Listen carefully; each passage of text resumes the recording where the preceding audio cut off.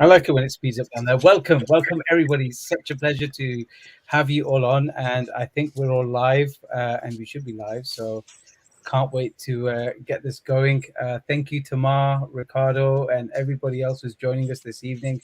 It's going to be a fantastic panel, and welcome to our second panel, part of our Elevate Your Voice, Make It Matter series. So big pleasure to have everybody here. This session is titled Career Shifts, Adaptability, and the Future of Work. And it's been brought to you by StageClip and IO Labs. And of course, we've also had our official sponsor join on board, Al-Masaar. And Al-Masaar translates to Path to Progression. It's a charity based out in the Forth Valley in Scotland. And their whole motive is to support their local BAME communities, upskilling them, helping them elevate their voices, and making sure that their voices count. So thank you to Al-Masaar and CEO Sophia Akbar, who will be joining us for a feature panel very soon. So thank you for that. And with that, I'd love to come to Rupert is the CEO of StageClip. StageClip has been on a mission to share life's biggest moments, and to date has partnered with more than 1,400 universities, colleges, and schools, and of course reached out to over 2 million graduates. Rupert, welcome to the stage. Thank you very much, Wasim. Pleasure to be here, and hello to everyone. Rupert, we've obviously had a lot of discussions on that real special moment for graduates when they walk across that stage, and of course the journey then has just started, because at that point they're thinking about what is going to be the next stage. Are they going to continue their learning? Are they going to start going into the workforce, or are they going to start their own company? But just like them, you've had to pivot this last year with everything that's happened with COVID. And could you tell us about how that happened and what kind of culture was required to make that change? Yes, that's right. The moment on stage, that moment when the handshake happens, is both a recognition of the stories of the past, but it's also the moment that symbolizes it's the inflection point of the future for that graduate and their life. And that's when they can go on to change the world, change a heart, change a mind. Some of the phrases that have been used by other panelists in the past. What's interesting to me, though, as we come into the talk about things here today, is that the flexibility that we require in our graduates is actually something that we require in our workforce as a whole, and actually we require in ourselves. And so for us, we predominantly produce clips of graduates when they walk across the stage and they shake hands with people, and we give them that moment to share on social media very quickly. So that meant we're essentially a live event business, taking video feeds from film crews around the world and chopping them up. So we very quickly found out in the space of about 3 days that our entire event diary had collapsed as a result of the pandemic. So it put us in a situation where, for the first time, that actually everyone in the organization had to be flexible, had to be adaptable, and had to find it within themselves to pivot. So for me as a leader, I mentioned to you before, Wasim, is that actually I actually quite relish the uncertainty that goes with change in the future. But there are a lot of people that don't, and it can be quite hard in an organization to bring people along with you because they're afraid of the unknown. Whereas in this situation for us, we were able to pivot to essentially a virtual graduation experience for millions of graduates pretty quickly, but also in a way that everyone in the team knew it was almost like it was the only thing that they had. So they had to get on board. And actually, from an organizational and business perspective, it was probably the most incredible teamwork that I've ever been a part of. So it really illustrates that the need to be able to be flexible, creative, and to be inspired by those around you and move in the same direction.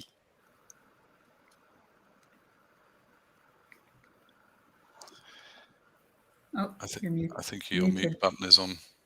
That's still that Clubhouse effect, and I keep bringing that up. You just got to remember that you have to click that button. But no, with what you said, I think going forward and look at some of the transformations that happen in the job market, and in fact, with that, I'd love to come to Ryan. Ryan, welcome to the panel. Ryan, of course, is a global business executive. He's also a CNN contributor. Ryan, you were on CNN recently, and of course, we've seen that there's been over 4 million jobs that have gone just in August in the US. What does that mean for the future of work? How is this all changing?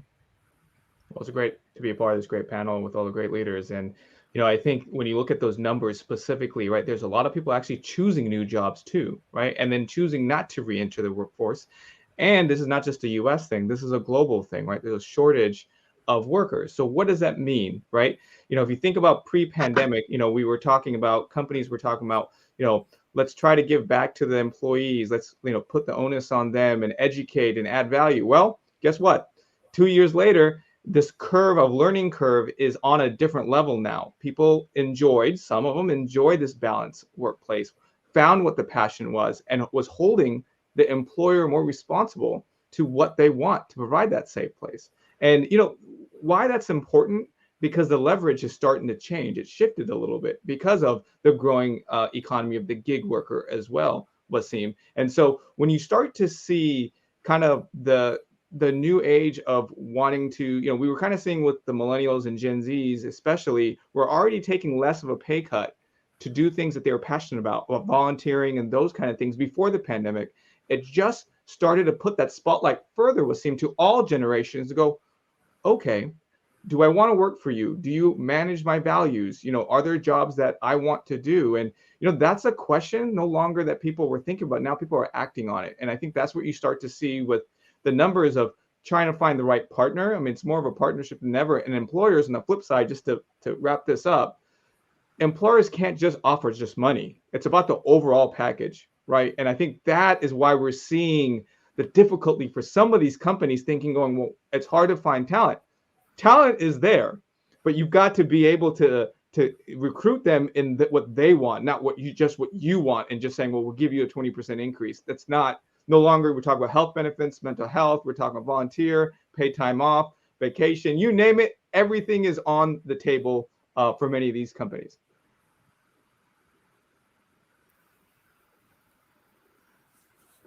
You're muted. Christopher, I've got to bring you in next then with that, because what Ryan is saying is now there's more choices. We're not bound by the same rules that have always been there. So if someone's just graduating, and you, of course, are executive vice president and provost for Franklin University, all those young people, and by the way, I'm going to reference, as we talked about this 10 years ago, 2010, in fact, you talked about it in another interview. And you said the landscape is changing and the future of work is changing. And in 21, in fact, this last year, I feel we've had more change that we would have seen in 1 year in terms of a decade, as opposed to the 10 years actually happening. So for young people now, what is the key things that they're going to be looking at to manage this transformation, and also for higher education specifically? We know that moment when these graduates come through the whole process is life-changing to walk on that final stage. But are the higher education universities and colleges ready for this change? And what challenges do you think they're going to have to face to make sure that this current workforce is ready for the future? Well, relevant universities have to adapt to these circumstances. I mean, you talked about the accelerated nature of change in the workplace. 90% of companies in the World Economic Forum study reported that there is significant acceleration of digitization of the workplace. Over 90% have experienced some form of remote work and technological adaptation to make that work. You're talking about over 50% of companies are accelerating their upskilling and reskilling of employees. So we're talking about significant change in the workplace. And how do we prepare our students for the new and emerging jobs? In my region, it's data analysts, it's IT web developers, it's research and development, it's sales and marketing and customer service. We're seeing a lot of jobs go away, administrative roles, accountants, et cetera, and we're seeing them be displaced by these emerging jobs. And so we've got to prepare people according to the McKinsey report, for technical skills, emotional and cognitive, higher cognitive skills, as well as self-management, adaptability, flexibility, all things we discussed. for me, I've got to do that in real time. I can't wait for people to get 4-year degrees because the employers are expecting upskilling to take place within 3 to 6 months. Over 40% of employers that are reporting say, give me people who are qualified within 4 to 6 months. And so I've got to offer shorter term credentials, micro credentials, badges, other kinds of things that show evidence of proficiency in the things that matter today. Wow. Tara, welcome. You're at the Dubai Expo at the moment, which is the biggest event of the year since, of course, all the lockdowns. And what we've heard from Ryan and what we've heard from Christopher and how Rupert and StageClip had to pivot. We've seen a lot happening with your industry, specifically in space. You know, we've got the rover into Mars.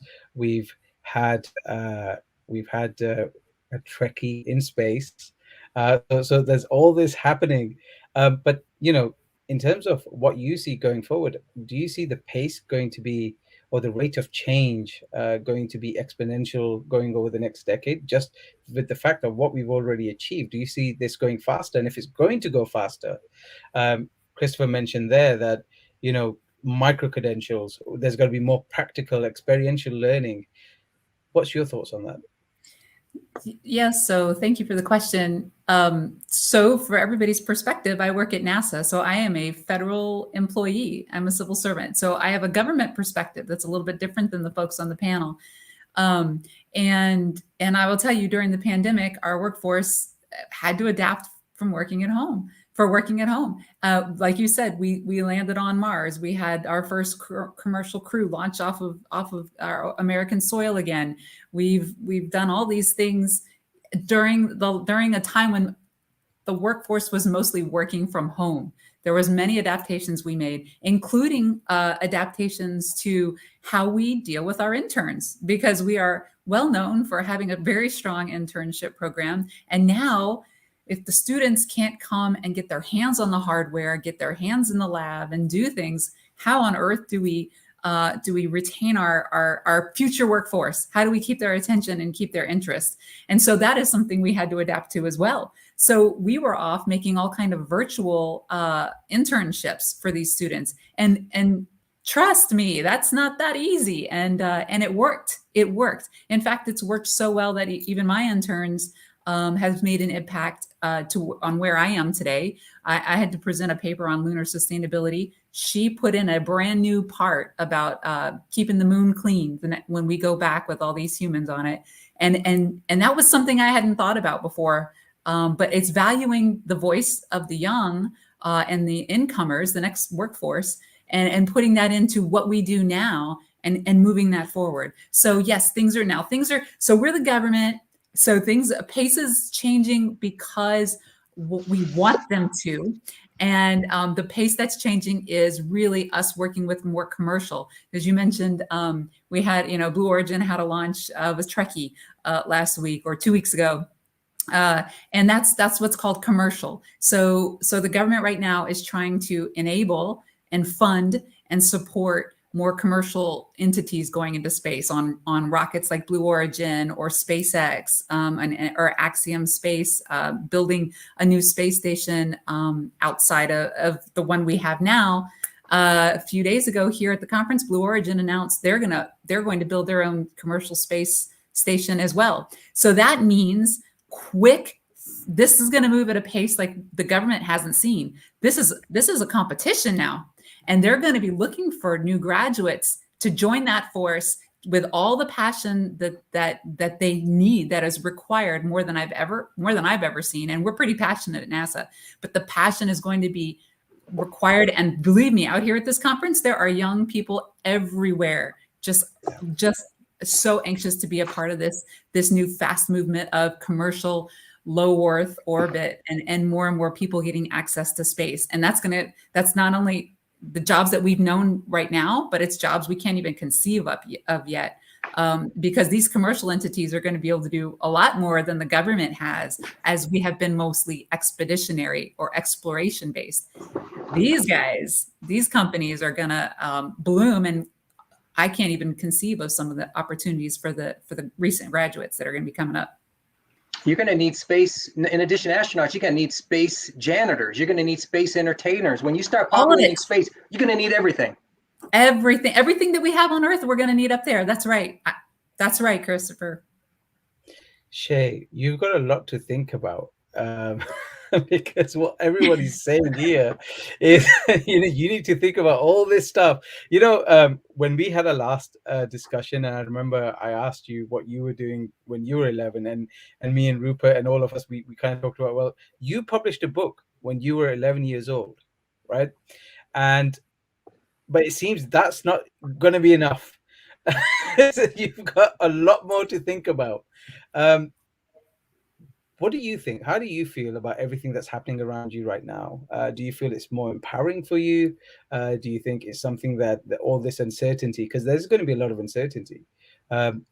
Is that something you feel that you've got enough support to navigate through, whether it's through the education system, whether it's through the corporate sector, all of that? Oh, wow. No, I think I actually find this sort of space and period of time that we're in quite exciting, because I like rapid growth and new developments and stuff, and having a very entrepreneurial spirit since being between like 9 and 11 years old, wanting to write books, help people, problem solve. It's a very exciting time for me. But through clients and other young people that I've spoken to, it's a very uncertain time, because jobs aren't going to be the same way that they used to be. Young people don't want them to be the same way that they used to be. It's finding this balance. Like part-time work is becoming a really big thing, because people want to pursue their passions of whatever they're interested in, but they also might want to start up a side hustle. So I think it's workspaces and young people and new people being integrated into those spaces, finding a really nice balance, because I like to think of us and all of us here on the panel as well as being very multifaceted individuals. We're not focused on one thing. We want to learn different things. We want to pursue different things. So I think as a young person, it's an exciting time, but it's quite uncertain, because we might have the new generation type ideas and spirit, but waiting for everything else to catch up is a bit difficult at times. Oleg, welcome. You're often called. Sorry, did you want to say something there? No, just waiting for your question. Oleg, you're called the Da Vinci of leadership. I personally have had a chance to go through the process with you on what a vision is, and we were obviously talking about it today as well on this panel chat earlier. So for these young people and these graduates, all of a sudden there's all this information around them, there's all these different pathways. How important now is it to have a direction, not even a vision? Because when you read about what vision is and the process I go through with you, realize there's consistent refinement. It's not going to be one workshop or one webinar. What you do is you instill all those thoughts and it keeps us ticking, thinking. So now they have to contend with that, right? How important is that process? And most importantly, if you are going to do that process, how do you effectively communicate that? What is the language you use in communicating that? Because there's going to be so many voices out there. How do you get through all the noise? Well, such a multi-layered question, but okay. I will start with a question back to you. What would you think lasts longer, a packet of milk or a mindset? A packet of milk, a shelf life is about a year. But today, the mindset must be revised and developed at a much faster pace. And it's relevant to young people, old people, and even to all. Okay, because the things are changing too fast. Regardless where we are going to be space janitors or still fishing somewhere on the Earth. And in this sense, the only thing that would remain constant and consistent is a vision. Yes, it's about direction, but it's a space which I create myself as a little planet being here and now on that planet. The earlier I will start developing this understanding, what do I want to do as the most meaningful, as the most purposeful in my life, the earlier I would live such a life. And it's not about me, becoming better for myself. It's about what kind of a value I could create for others. That would allow me to have others as the co-owners of my vision, what I create for others. In this sense, it's a language that it's not about new fancy words. It's about a language which should be delivered or understood by conscious and unconscious mind. Let's put it in a simple perspective. We graduate. What is diploma is? It's a piece of paper? No, it's a fact that could be delivered to employers' conscious mind. But what is my experience, how I have grown over the years at university, it's a huge thing because it has a tremendous emotional value that should be delivered to unconscious mind. That makes me valuable for society. That makes me a winner. That's a moment where I could show to the world, I have won that stage of that race, and I'm a winner. What happens with all graduates? They're coming off a university, and potential or prospective employers telling them, oh, there are millions of graduates on the market. Forget it.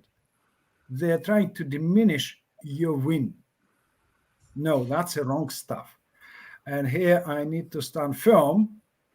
I have both. I have experience and I have much more flexible mindset that could be easily developed to catch the game, where the most employers don't have because they're older. They still believe in the previous achievements. And that's a huge thing. So I must communicate both as being young guy, I wish, telling people, hey, I have both. I could communicate my vision. I could communicate my future life, and I have experience for that because I have a lot to share. And that is quite important. We must breed winners. And this is a perfect moment because at that stage, this is the greatest win they have ever achieved. Amazing. We must breed winners. Ryan, you had an interview with Steve Wozniak, and you guys were talking about that process, and there was a whole range of discussion you had about fintech and so on. But what Steve Jobs and Steve Wozniak did at that time, and the amount of time they did it in. Now we've seen unicorns pop out in a much smaller time scale. And as Oleg said, we need to breed winners. So do you think the system, and whether that's the education or whether that's the extracurricular, is that fair for all at the moment? Or do you think it's still selective and we've got a long way to go? Because of course there's a fear that there'll be a certain group of people who'll be far ahead and the majority get to stay behind. I mean, let's be honest, diversity and inclusion is not something that in the VC world has really been, it's just non-existent, right? And I think what you're seeing is the disruption. I believe the disruption's happening because when you think about innovation, this is what I think about. When you think about innovation, think about future work, it's about all perspectives to be inclusive. We live in a global place that is globally interconnected. So I think maybe those who will be successful in the long run will include all those people. Those are the folks, meaning the inclusive mindset of all kind of backgrounds, will win in this kind of workforce, because it's no longer, if you're going to do the same thing you did 10 years ago, I'm telling you, Wasim, you're not going to win. I hate to use the word win, but you're not going to be successful. When I think of winning, I think of something different now, maybe because I'm a little bit older, but how am I making an impact? Am I making an impact to a person? How am I making an impact to maybe the product or service? Those kind of things. And, it was funny, that conversation with Wozniak, the way many of these brands or many of these holistic brands start, it's a passion. It starts that entrepreneurial spirit, which I think everybody has. You don't need to be an entrepreneur to have it. students have it. It just, how do you empower that? And then one more last thing that I think ties into this, which is different from the generation before. I remember being told point blank, do one thing and be really good at it, Ryan. Don't go in different industries. Don't do these things. Unfortunately for me, my background didn't do that. And I felt a lot of resistance because I lived in a lot of different industries. And now people are like, oh my God, that's so great that you have all this stuff and it's global. I'm like, it wasn't that easy. But when I see this next generation talking about, I want to be well-versed, I want to be able to take advantage of my skill sets, I love that, because that's how we're going to move forward to society. And that's why this future of work is not an easy conversation. I mean, we're still fighting about hybrid, work from home, office, which is still going to go into next year, what's best. And it's going to be an evolution aspect. And again, this is all driven partly because of innovation and new ideas and how quickly, as Tara mentioned, how quickly we got to move, right? You don't have a choice. Speed. Christopher, do you think higher ed has enough speed to catch up with what they're having to do? Like, you have been talking about. Tell them, Christopher, that they don't have a choice. Christopher, we don't have a choice. Look, we were talking about Jed. I'm working on a book with Dr. Cyan Proctor. She went up on the Inspiration 4 mission recently, and she has this concept she calls Jedi space, the kind of space she wants to inhabit here on Earth, the kind of space she wants to experience in outer space. Just Jedi stands for just, equitable, diverse, and inclusive spaces that are supportive, purposeful, caring, accountable, evaluative. How do we create conditions that enable people to be successful? That's what universities have to consider, as well as employers. And for me to consider conditions that make people successful, I got to think about experiential learning. I got to think about learning, giving people opportunities to learn about careers and internships and apprenticeships, things that give them applied learning, because we know on the back end of this, employers value when employees have experience in addition to education, right? And can marry theory and practice. And so we don't have a choice. Now some will move faster than others, and there'll be a sort of calling out and sorting of institutions. And some will have more accessibility to learners than others that are sort of more prestige seeking. But nevertheless, in this landscape of education, we have to have institutions that support access, success, and connection from classroom to career. May I ask something? We're having a great conversation, and we talk about the future. But what the future is? That's a very important question, because if we can't define what the future is, we would know how to handle it. We now working on a great project with my colleague and friend John Spence, and it's about leadership mindset. And what we came up to, there are few criteria of the future, and one of them has been mentioned now is a space for evolution. Another element is absolutely agree with a previous comment is about it's now we're creating the next battlefield or another space for acting. But what's the distance to that future? It's a time that allows us to change the mindset completely and forget about the previous mistakes. Well, I might argue, I heard, I think it was Douglas Wheelock, who also is an astronaut. He said, he was quoting someone else, but in an interview, he said that the future is actually now, but the knowledge of it is unevenly distributed. And as we think about what's happening that's impacting my university, it is the trends that are brought forth by the Institute for the Future and McKinsey and World Economic Forum. I mean, I can tell you a lot about what's on the horizon and the signals that we're paying attention to in our local communities about the future.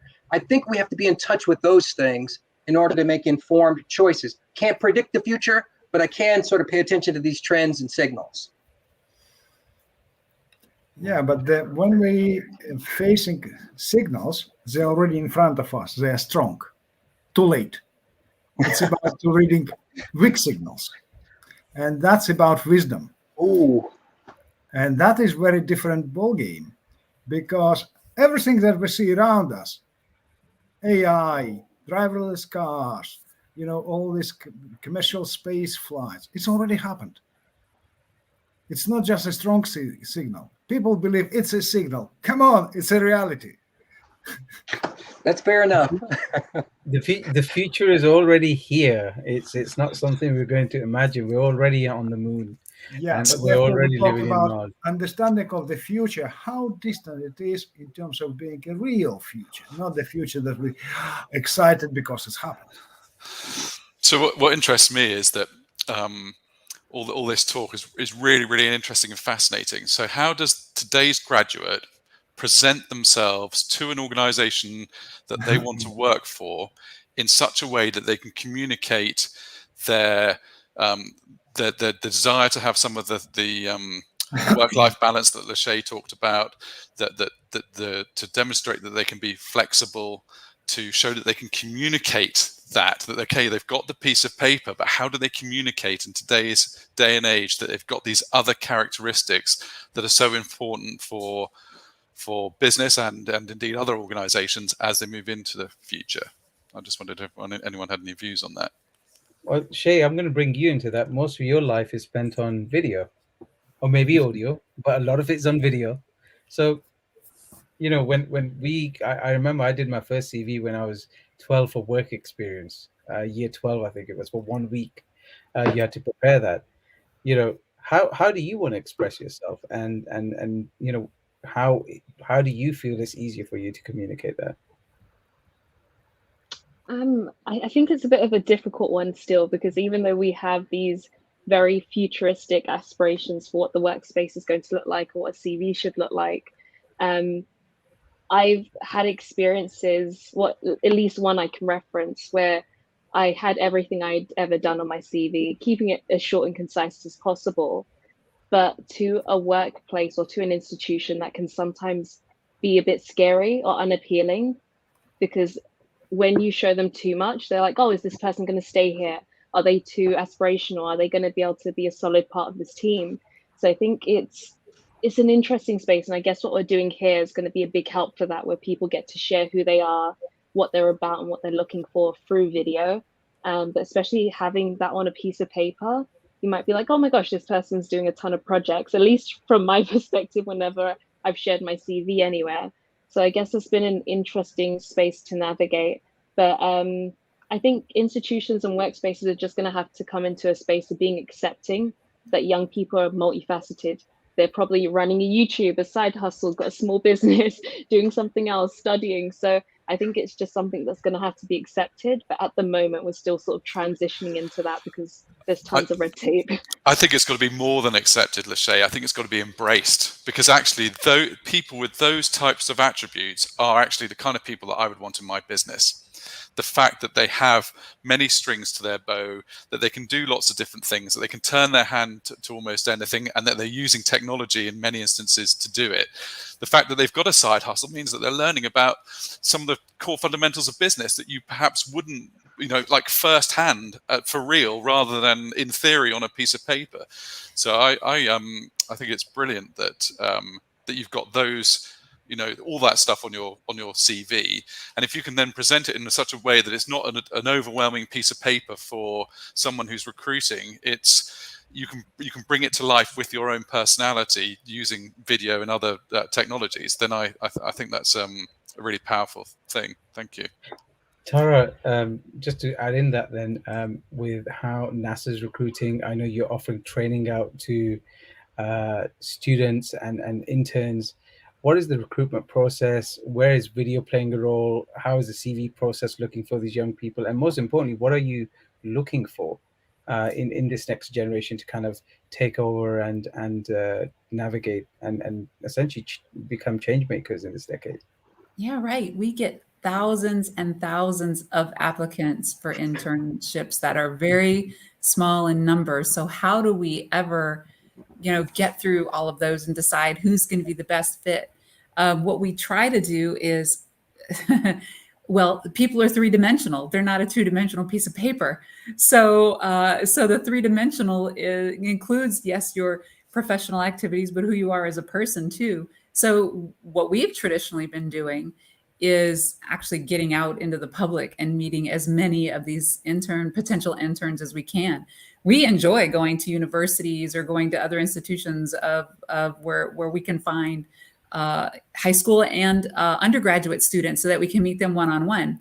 We haven't yet converted to a video-based part of a CV yet. Mostly because that's so cutting edge. I think right things that we're talking about today, like with StageClips or creating your own video component to a CV is really, I mean, really new discussion. So we are still in the mode of meeting people individually, but it's never for us been about just a piece of paper because that's impossible when a human being is three-dimensional. And so what we look for are students with passion. It's not just about the grades, it's their involvement in their community. Do they have a side hustle? What are, yes, how are you doing academically? And if you've slipped up, okay, why? Tell us why you might have slipped up. But we're looking for people who want to join our family. So who has the passion and the good fit for this family? And we take people who may not just be passionate about only space, but they may see NASA as a potential place for them to grow or for them to contribute to us. So we're not looking for forever loyalists either. We're looking for people who find that they can benefit us as much as we can benefit them. And those are the people, those are the young upcoming workforce that we want to come work with us, at least for as long as we can have them. Ryan, as long as we can have them, that's another fact. Because the truth is, you could be 10 years or 15 years in one place, but that may necessarily be true now. People may come through for 3 months, 6 months, a year, and that's not necessarily even because, they don't like what they're doing. It's just it's different skill sets, different opportunities. Yep. What do you think, Ryan? Is it a point now where, and also, Ryan, what would you think? Like, you look at AI, people talk about AI and they talk about how it's going to change the job role. You look at a company like Amelia.com, which gives you a digital space for digital employees. Does that mean they can replace the receptionists in the hospitals or the surgeries or even on the retail tails, where we're seeing that with robots? So, if you're a young graduate now, what would you want them to put across if they're applying? Because we know that technology is going to change so many normal aspects of our life, and it already has.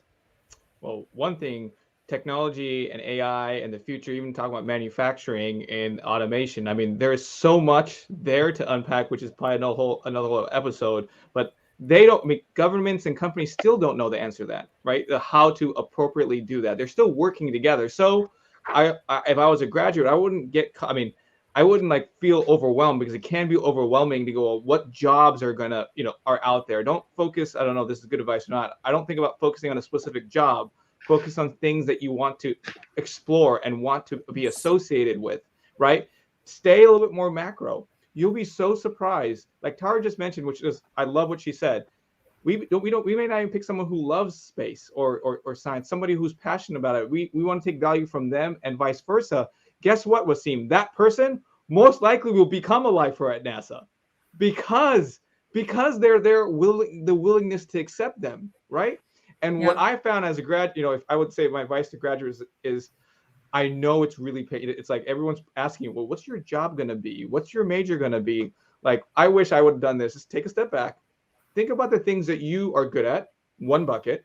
Think about the things that you like to learn more about. And think about the things that you are maybe not as strong at. See if you can find a place that you can add value to yourself. Again, I know I'm staying very macro. It makes the search a lot more broader, because it could be higher ed tech, it could be in social media, it could be in space, it could be a lot of things.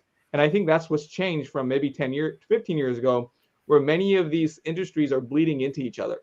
So the recruiter may not even know what I can't tell you how many job descriptions I've seen of people sending me. I'm like, they don't even know sometimes what they're looking for, but they know what type of person they're looking for. They want someone who's willing to learn and adapt. And so to me, it's that attitude. And sometimes I keep things too simple, but it's how you communicate yourself, right? And being very transparent and genuine in that process, in that interview process. It may not be for all, Maybe some companies don't like that, but the great companies that are going to be the lifers, they're the ones who care about that. Yeah, it's true. And I'll tell you that my favorite interview questions have nothing to do with their technical skills. They're like, I'll say, tell me something that's not on your resume. Tell me something about you that's not on your resume. Or give me 3 key words that would describe the place you want to work.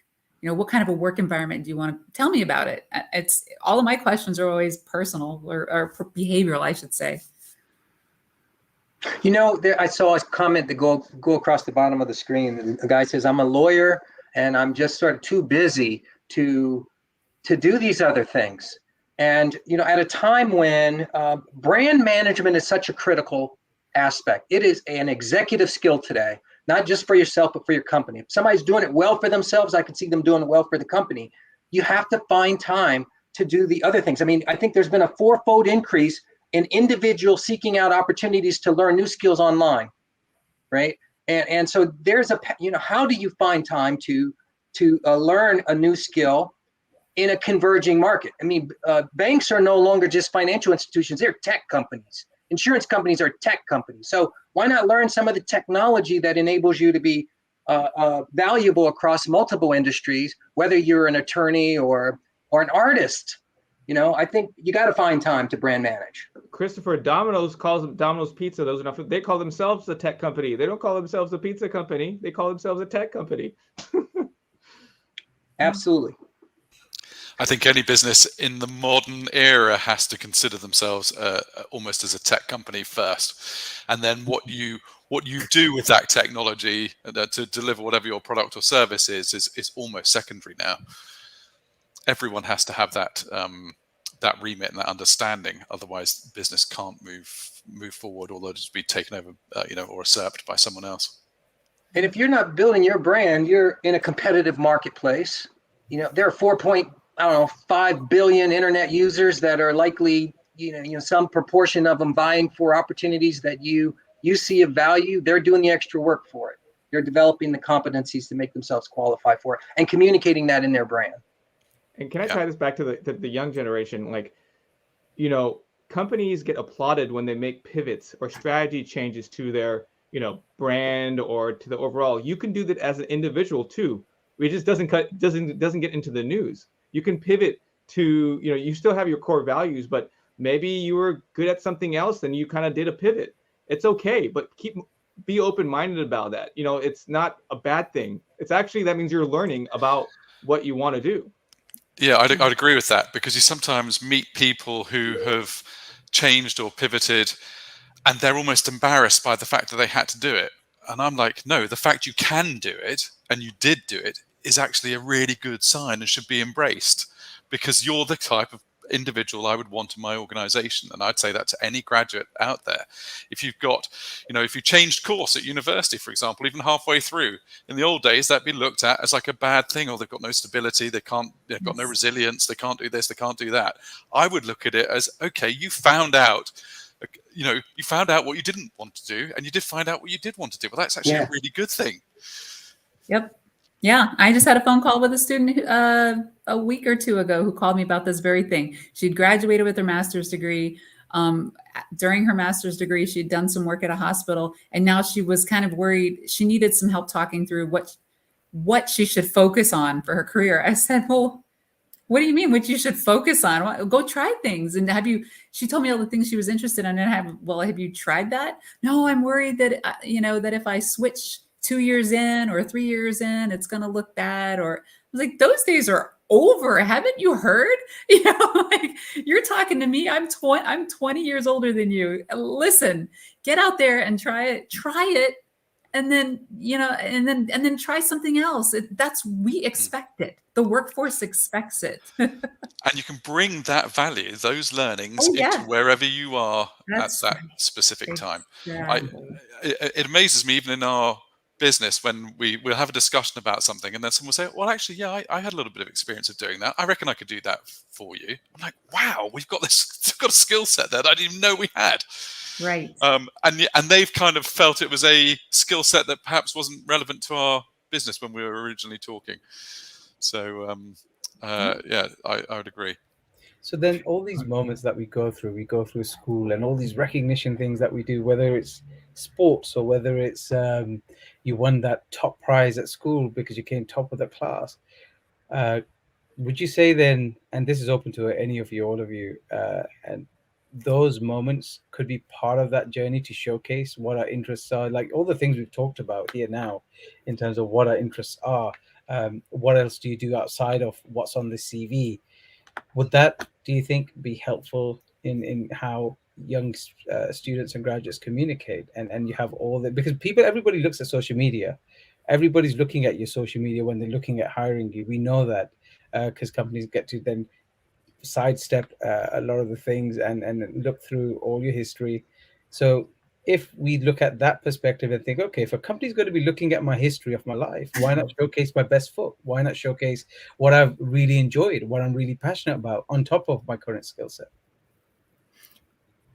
You know, I was reading an article the other day. It said that 70%, it was more than 7, you can quote me on this, more than 70% of female CEOs have athletics in their background. Okay, so yeah, you need to highlight the fact that you have athletics as a part of your leadership development. Yeah. You coach teams. You led teams. You won championships or whatever it is. The mindset that you experience that applies, that's transferable to this environment. You know, and I think that's really powerful when you can make connections to your speech club captain. You know, you won second place or whatever it might be. All of those things build up to communicate about your personal brand. So you have to incorporate it effectively, I think. Ryan, do you think if these companies don't adjust to that and aren't ready to accept the fact that there are so many other layers to you other than the ones that you're looking for, you're just not going to exist? Well, we're on this platform right now, LinkedIn. We're on LinkedIn Live.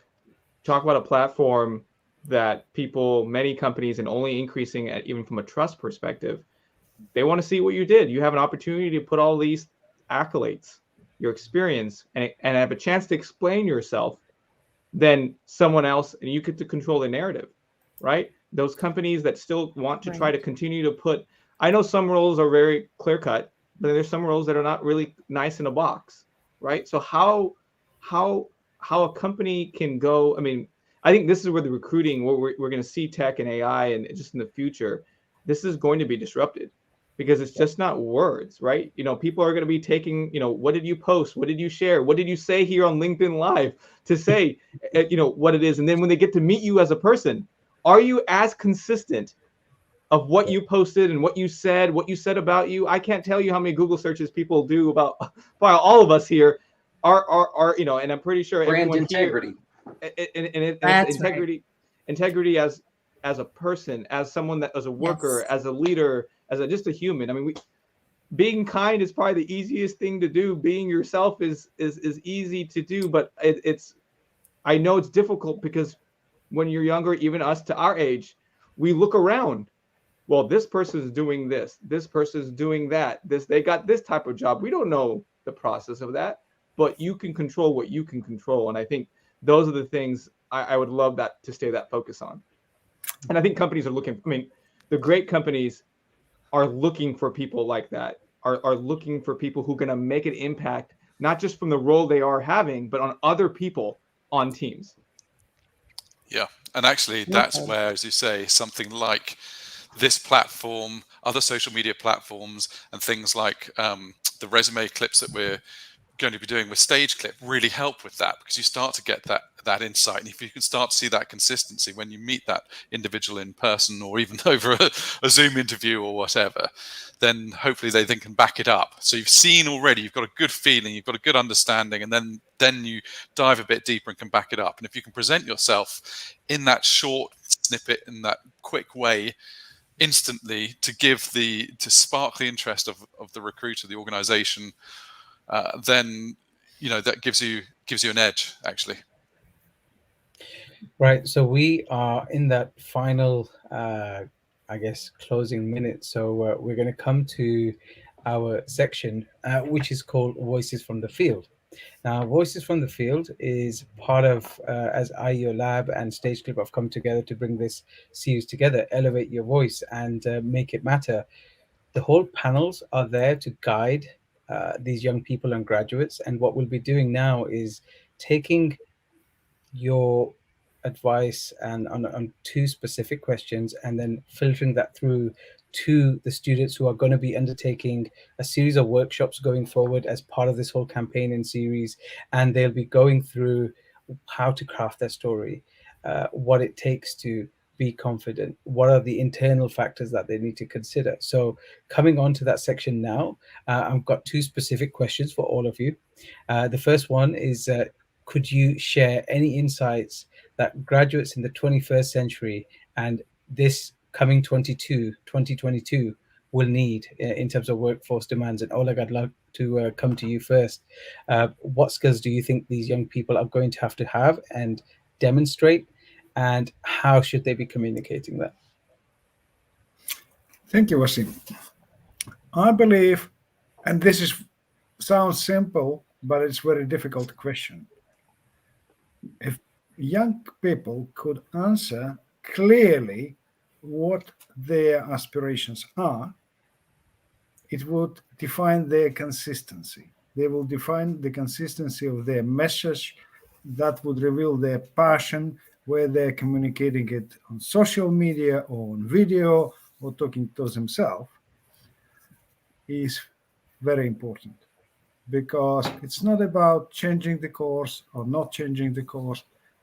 I will win, or I will be most effective where my passion, where my aspirations are. And that is quite important. And the same case, I would repeat, sounds simple, but it's a very difficult question, because as adults, we are very good at killing each other's aspirations. But they're still sitting on the back of our mind. And even if you're young or old, it's not about how many lines you have in your CV. It's about where your aspirations that will drive you into the future will define how good you're going to be. We did say this is going to be a masterclass, and we're having masterclass moments throughout this, right? So thank you so much for that. Oleg, Tara, coming to you, same question. What are the key skills going forward, and also what key skills do you think are going to define 2030? I think the key skills, honestly, this is even simpler than Dr. Oleg, is just to say yes. When an opportunity comes, be prepared and say yes. Consider saying yes. Say yes to more than one at a time if you can handle it. Because every yes gets you a new experience, a new hands-on learning, a new opportunity, a new way to meet people. And it helps build who you are, and it makes more neurons in your brain so that the next time you encounter something new, you can say yes a little easier, and it makes you more resilient. Honestly, I mean, all the skills we could talk about all night, but you keeping an open mind, being aware of what's going on around you, where gaps are, and that knowing that there's a gap in something you see, a problem that you can solve, and believing in yourself that you can solve it is another one. So it's really, for me, it's a digging deep personally thing. And hey, by the way, any chance you can do something to better prepare you for whatever you think might come next. I never knew what was coming next when I was growing up. I was never given a roadmap. My parents never went to college. So I was always doing anything I could to prepare for the next thing, whatever may come. So when the opportunity came, I was ready. So be ready, say yes, and constantly be thinking ahead and finding out where you can help fill the gaps. Someone needs your skills. Everybody's born with a skill and a gift, and then you hone in on that. Everybody's got something to contribute. Just be looking for where you can contribute. Wow. Brian, same question to you. I don't know how to follow up with that, because that was great. I mean, I'll just say real short, be curious and get out of your comfort zone. So be a little bit uncomfortable and keep what Tara just mentioned, keep adding that, right? So be curious, be uncomfortable to add new skill sets. I mean, that's, you got to push yourself. Christopher? Tara's just been added to my Sheroes list. I like what she had to say. I'm telling you. Thanks. But, I would say couple active learning with stress tolerance. And, active learning really get out there and see what you can learn to map to the opportunities that are available to you. And stress tolerance for me is about your own mental health. We don't speak enough about mental health, but things are changing so fast. How do I deal with my own mental stability? Do I need to take a walk, or what is it that you can tap into? Some people are like mindfulness and meditation. I'm not into that, but what is it that does give you a sort of centeredness in this time of rapid transformation? I think that's really important skill, a 21st century 2030 skill. And find good quality sleep, which is we're all kind of that's an important thing. Agreed.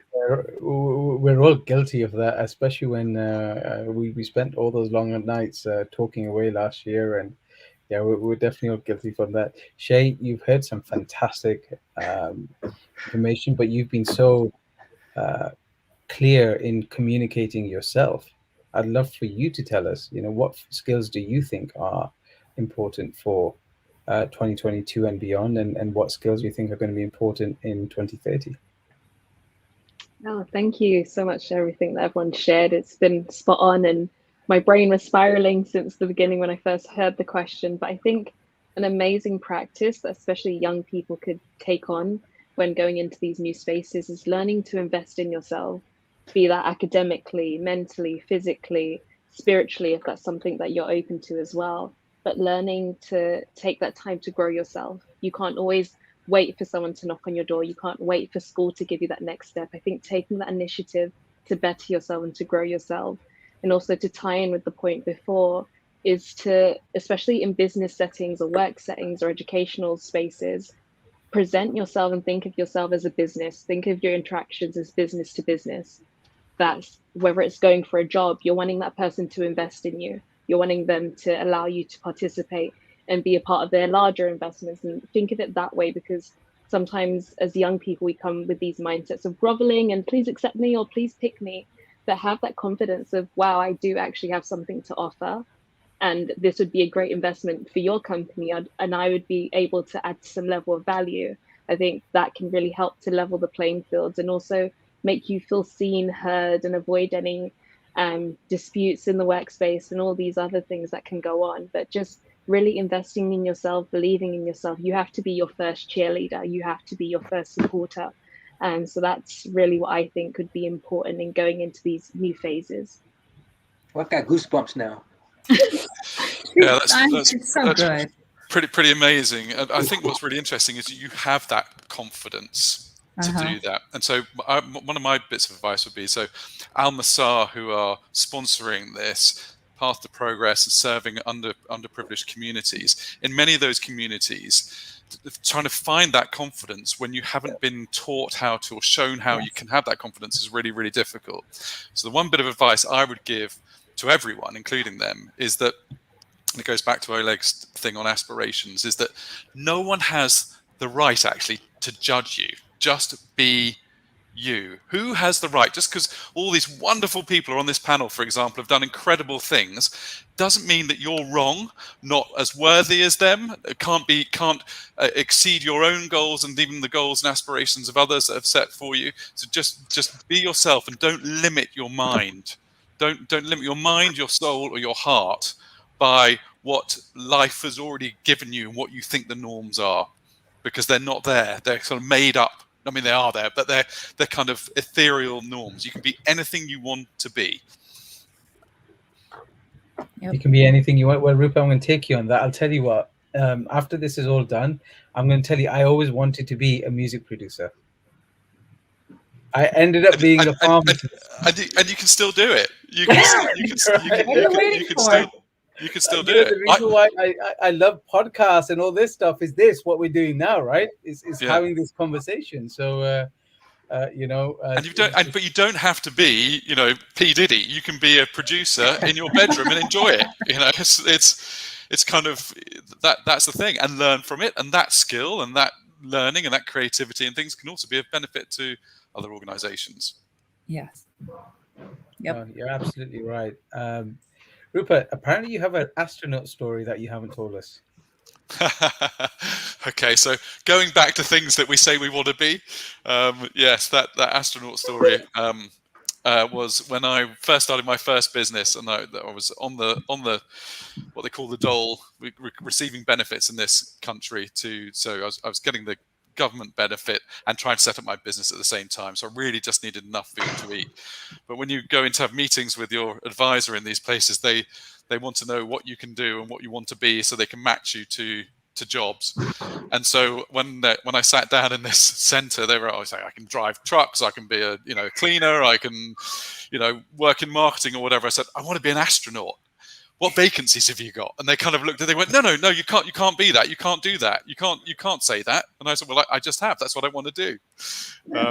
So it meant it kept the benefits flowing in for a few more weeks as I got the business off the ground and was able to eat. So that's great. I'd not heard an astronaut story like that before, ever, I can tell you. Thank you. Well, guys, look, this has been such a fantastic discussion. It's been a great panel, and I think everybody who's watched, thank you for being here, because as Rupert said, it's not just one opinion or someone's opinion. The fact that you were here watching and participating is fantastic. Take what you like, take what you learn, and you think will benefit you in any way. Absolutely great. And for all the panelists, you were absolutely fantastic. Ryan, it's been an absolute pleasure having you here, sir. It's been brilliant. And as I said, you speak to all these fantastic people, but ultimately it is that genuineness, that authenticity that comes across. Christopher, absolute pleasure. Thank you so much for being here today. Dr. Oleg, as always, you're always inspirational. You're being one of my greatest mentors and someone who stuck by me. So thank you so much for being here. Thank you. And Tara, I can't have enough good words about you, because you're just amazing, and you're probably one of the most humble people I've ever met. And it's like I often say to Tara, you're the associate chief scientist of NASA. She's like, but and again, I think for all the young people who are watching this, this is truly a masterclass, because everybody here is giving so much of themselves out there for you.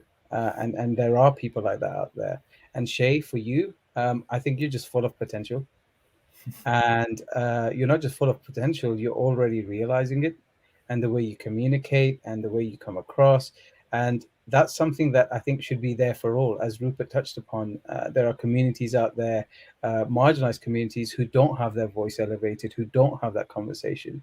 And it's something that can be learned. And from everything we've heard, it's the right time to get your voices heard, because you can elevate your voice and you can shape this next decade. So with that, I want to thank you all for being here.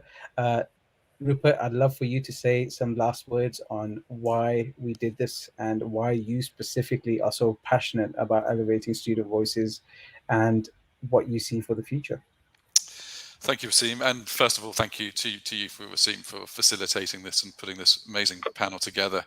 Thank you very much to all the people on the panel as well. It's been very insightful. I've really enjoyed listening to your insights and experiences. And of course, thank you to all the people who have tuned in or watching this, and will hopefully get that little nugget, even if it's just one little nugget that they can use to further their situations and their careers and so on. Then I really hope that it's given you something to take away. For me personally, I've said it before and I say it again, is that the moment that a graduate walks across the stage and shakes hands is the culmination of a story and a journey for that individual, but also that family that the individual belongs to. So I think, Dr. Tara, I think I heard you say that you were the first person in your family, for example, to go to university. I was the first in mine. That's a massive milestone, and it's still happening a lot. There are still so many families where the first generation is going through and being educated to that level. And so, these are fascinating stories, humbling stories, incredible stories, and it's wonderful to see people being able to move on and further themselves and better themselves as the generations move on. And so for me, I would just love to see that once they've gone through that journey, that when they go out into the wider world, that they've got the confidence and all the other skills that go with life, to be able to communicate effectively, to show humility, to be good to their fellow man, and to then pass the baton on to those less fortunate. And I really hope that that this type of thing can also help some of those underprivileged and marginalized communities that we've talked about, and with our sponsor Al-Masaar as well, to realize that you can be, it's harder, yes, but there are people who want to help you, will help you and get you there. Keep pushing, smash through the ceiling. You can be anything you want to be. And that would be my final parting shot. So thank you very much, everyone. Thank you, Rupert. Thank you, everybody, for being here. We start the workshops next week on the 4th of November, where our cohort of students will be undergoing a fantastic time and transformation and learning to craft their stories. We'll have the wonderful Angela Myers, a world-renowned educationist, joining us and leading the workshops. We'll have Dr. Tara Rutley, who'll be participating and leading these workshops. We have Dr. Nisa Cole joining. And of course, we also have my partners and two lovely ladies who are right here who'll be participating, Anthea McLaughlin and Tamar Burton. So with that, I'd like to say goodbye, stay safe, keep doing what you do, and look forward to seeing you next week. Good night.